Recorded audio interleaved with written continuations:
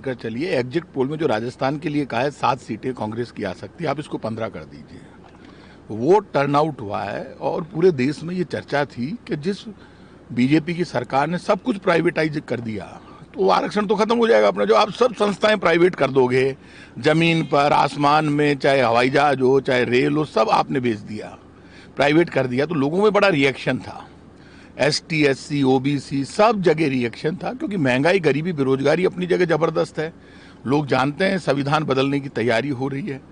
और जहां तक आप बीजेपी ने पूरा देश में चुनाव में हिंदू मुसलमान में वर्टिकल डिवीजन करने की कोशिश की, तो जब हिंदू मुसलमान में वर्टिकल डिवीजन करके आपने 2 वर्ग कर दिए, हिंदू और मुसलमान, ऐसे में दलित को लगा ये हमें तो खत्म ही कर देंगे। क्षत्रियों का आपने अपमान किया, वोट टर्नआउट हुआ है। और आफ्टर ऑल तो वोट तो साइजेबल ही है ना। यदि कांग्रेस, जो वोट टर्नआउट हुआ उसमें क्या समझते हैं आप? क्या कांग्रेस को हिंदुओं का वोट आधा भी नहीं मिलेगा? हमें आधा मिलता है यदि, तो बाकी वोट हम लेकर हम जीत रहे हैं। अभी आप रिजल्ट आ जाने दीजिए। पूरे देश में इंडिया गठबंधन की सरकार बनेगी। बीजेपी वालों से बात करो तो वो बात करेंगे, आप जाति की बात कर रहे हैं। अरे वो तो जाति क्या, वो तो धर्म में टकराव की बात कर रहे हैं। वोट तो पड़ता ही है ना। हर जाति की अपनी सोच है। यदि आप किसी वर्ग का आरक्षण छीनोगे तो अपनी जाति की बात करेगा ना। आप पीड़ित का, दलित का अधिकार छीन लोगे तो क्या करेगा? वो लड़ेगा। आप जल्दीबाजी मत कीजिए, आ जाने दीजिए रिजल्ट। कांग्रेस राजस्थान में 15 से ऊपर सीटें लेगी और पूरे देश में इंडिया गठबंधन की सरकार बनेगी। सर, बीजेपी वाले बोल रहे हैं कि हमारे 400 पार सीटें आ रही इस बार। आपकी 400 पार सीटें आ रही है तो आप तो ला ही सकते हो। आप तो खुद के मन में कुछ भी कह सकते हो, और हम भी कह रहे हैं कि हमारी सरकार बनेगी। ठीक है, ठीक, धन्यवाद। मानकर चलिए, एग्जिट पोल में जो राजस्थान के लिए कहा है 7 सीटें कांग्रेस की आ सकती है, आप इसको 15 कर दीजिए।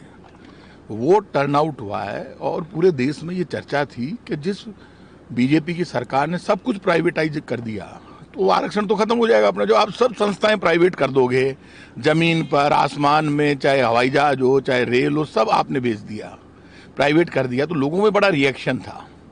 ST SC OBC सब जगह रिएक्शन था, क्योंकि महंगाई, गरीबी, बेरोजगारी अपनी जगह जबरदस्त है।